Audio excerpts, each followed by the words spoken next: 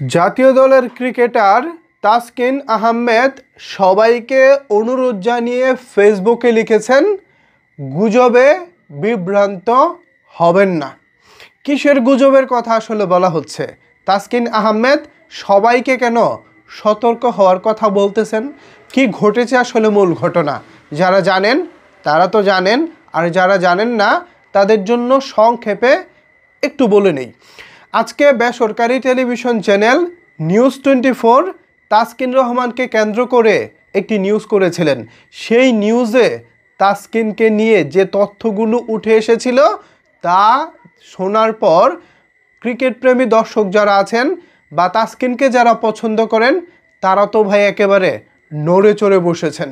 যে তথ্য এবং যে অভিযোগগুলো সেই নিউজে ছিল সেগুলো সত্যিকার অর্থে কোনোভাবেই মেনে নেওয়ার মতো না।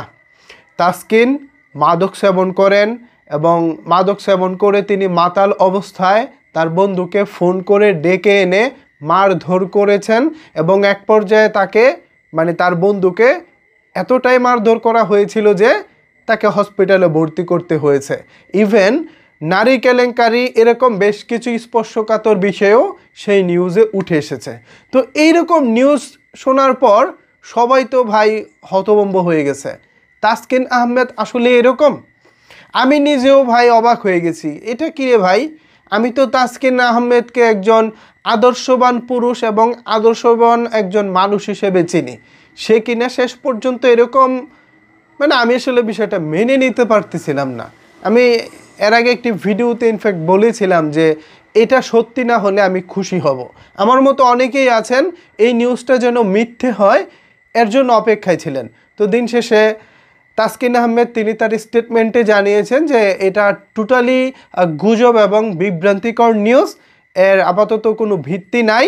নিজেদের বন্ধুদের মধ্যে তো ভাই পার্সোনাল মানুষ, আপনি আমি আমরা সবাই, তাই না? আমাদের বন্ধুদের মধ্যে অনেক সময় অনেক কিছুই হয়। এটা একেবারে জাতীয় গণমাধ্যমে কিংবা নিউজ চ্যানেলে শিরোনাম হয়ে যাবে, এটা আসলে অনেক বাড়াবাড়ি হয়ে যায়। আমরা যাদেরকে নিয়ে করি, স্বপ্ন দেখি, যারা আমাদের জাতীয় আইকন, যারা আমাদের দেশকে রিপ্রেজেন্ট করেন, যারা আমাদের দেশকে বহির্বিশ্বে মাথা তুলে দাঁড় করান, তাদেরকে নিয়ে নিউজ করার ক্ষেত্রে গণমাধ্যমগুলোকে বলবো আরও বেশি সচেতন হবেন। একটি নিউজ আপনারা চাইলেই করে দিতে পারেন, সেই নিউজ দেখে আমরা চাইলেই বিভ্রান্ত হতে পারি, কিন্তু যাকে নিয়ে নিউজটা করতেছেন দিন শেষে তার ক্যারিয়ার, দিন শেষে তার অবস্থান, দিন শেষে বাংলাদেশের ক্ষতি, এই সব কিছু বিবেচনা করে আপনারা নিউজ করবেন। হ্যাঁ, অবশ্যই আপনারা নিউজ করবেন যদি সত্য হয়, সঠিক হয়। কেন করবেন না? তাসকিন আহমেদ বলে কি আপনারা ছাড় দিবেন? না, ছাড় দিবেন না, কিন্তু তার আগে যথেষ্ট ইনভেস্টিগেশন করবেন এবং দিন শেষে ঘটনাটা যদি সত্যি হয় সেটাই আমাদের সামনে নিয়ে আসবেন। অযথা কোনো কিছু নিয়ে আসবেন না যেটা দিন শেষে টিকবে না এবং বড় বড় মানুষদের মানহানি হবে।